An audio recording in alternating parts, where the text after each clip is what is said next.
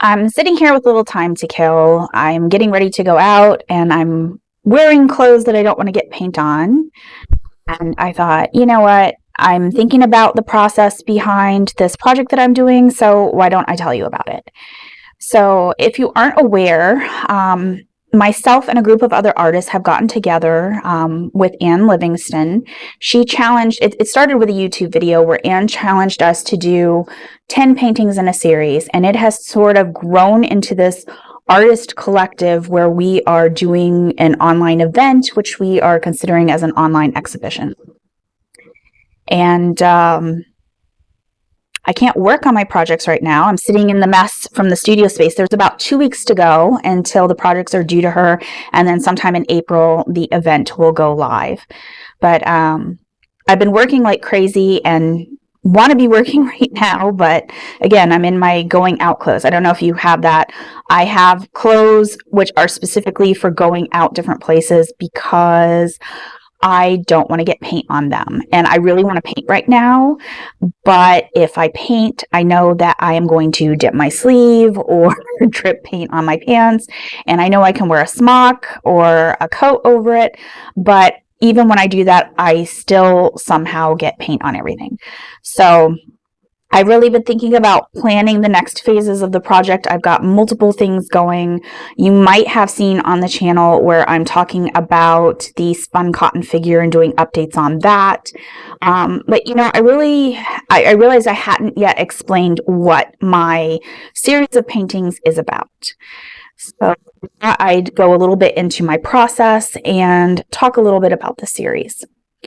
The series is called Ready to Nest, and the whole idea behind it has to do with how I'm feeling right now at this moment. My partner and I moved outside the U.S. quite some time ago, and since then, at one point we owned our own home, but we sold it when we moved for his job, and since then we've been renting. And you know, when you rent, you never know, are you going to be there a year? Are you going to have to move? Is the landlord going to raise the rent?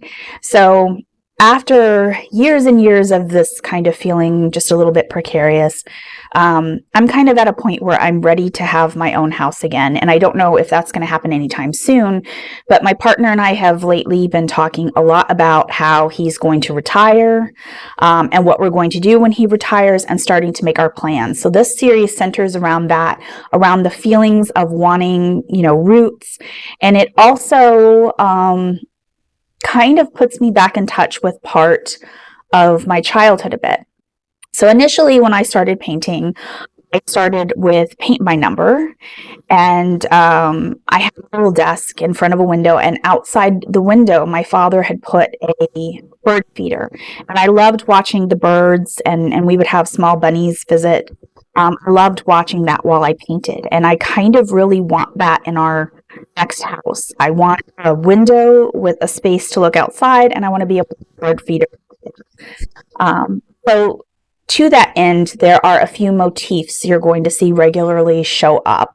Some of them are from my other work. So I have these images of a woman with 3 faces. You can see one right here. This is my first piece, where I deliberately put her in. I started realizing that in some of the work that I do, it is very much, I guess you would say, work from the subconscious when I'm doing like the reverse coloring. I started realizing that I have a lot of images with faces growing outside of other faces. And from that concept grew this idea of a woman with 3 faces. And the faces represent a couple of things. They represent past, present, and future, especially in this piece. So she's looking down towards her past, looking forward into the present, and looking upwards into her future. It also represents mood because I have mental health issues. It represents the middle face, looking forward, being your baseline normal mood. One of the faces representing when you're feeling depressed, and the other face representing when you're feeling elated and very happy. So using those concepts and using this idea that the three faces represent these different identities. She has become sort of something that I am now consciously this year trying to put forward in my work. And here's a couple of the pieces that I'm working on. This one here, again, you can see the three faces. This piece is finished for the front door. And so I'm using this figure to represent myself in a lot of paintings. Also see a butterfly appear.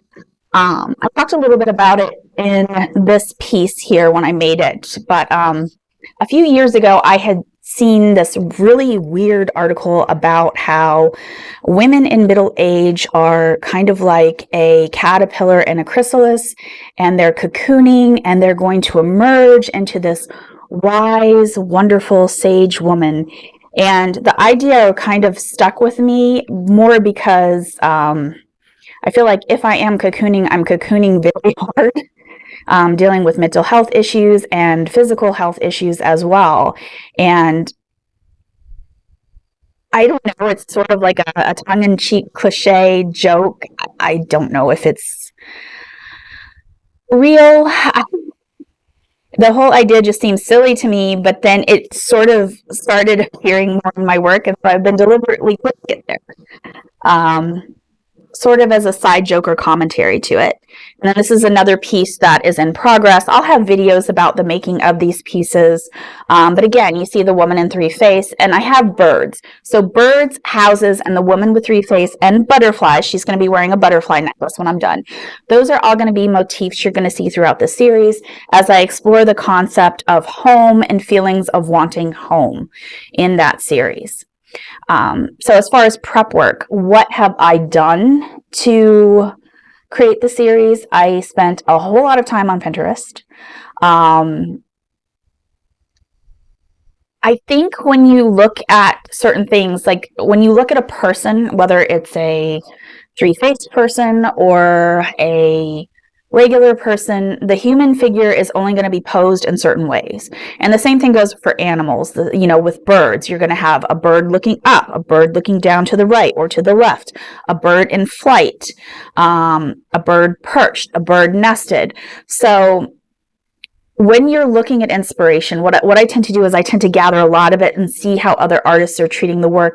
And I look at the composition because, again, the human form or an animal form is only going to be posed in so many different ways.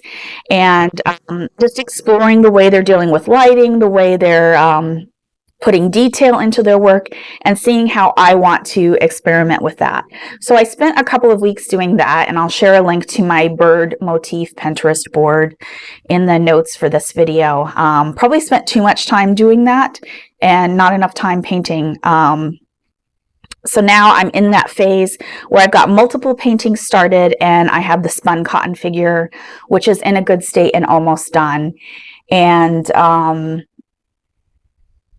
yeah, I'm coming close to being finished with this series, and I hope to have it done soon. There should be videos popping up, and then on my website I will start putting my work. Now, you're not going to see the full body of work as far as everyone's work until Anne posts the main gallery page, and that should be done in a couple weeks, and I'll keep you updated on that.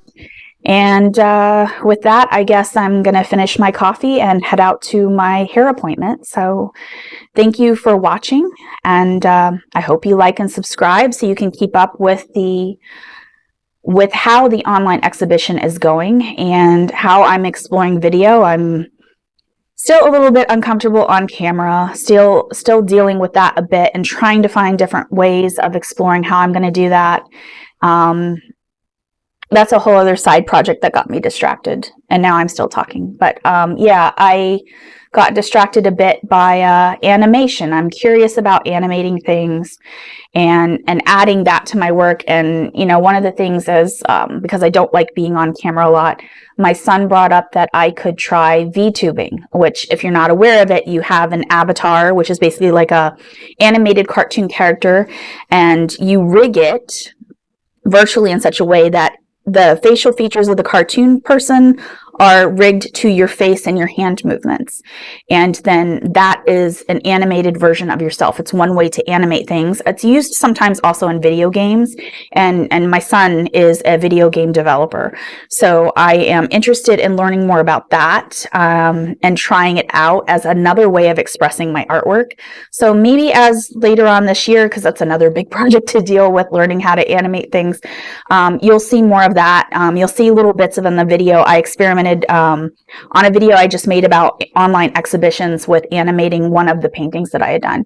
But anyway, I'm going to finish this off, maybe watch a quick YouTube video before I go and head out to my hair appointment. So I will talk to you in the next video. Thank you for watching.